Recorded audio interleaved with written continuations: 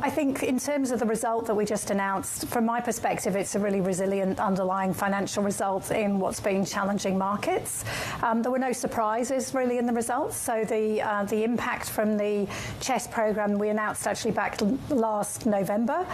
So investors have been well aware of that impact for some time. And of course, since then, we've been very focused on resetting that project, doing a lot of diligent work on improving project governance, a lot of diligence in terms of revisiting the solution design. So happy with progress there so far. We've been very focused on lifting up industry engagement in that project, which is really important.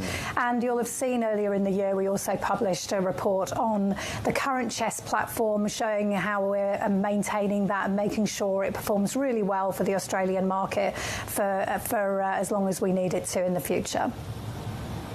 And that's the thing, that the numbers broadly in terms of the ASX were solid, but the one that really stuck out for me, and this is outside of your control to a big extent though, is the fact that IPOs were relatively soft in FY20 or the last year. So what's being done to try and generate some more interest and bring some companies onto the ASX bourse?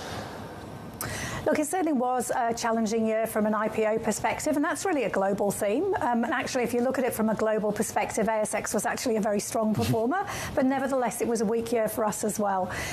So when I look at the equity market broadly, what we're really looking at and the factors that we're looking out for is what's happening to inflation and where are interest rates going to peak and then stabilise. And I think those factors are really important, both for the IPO market and for really starting to see some more growth in the cash market activity. And I'm hopeful that as we start to see those things stabilise, that'll become a virtuous circle and we'll start to see some of that activity return, and that'll be good for the cash market numbers as well.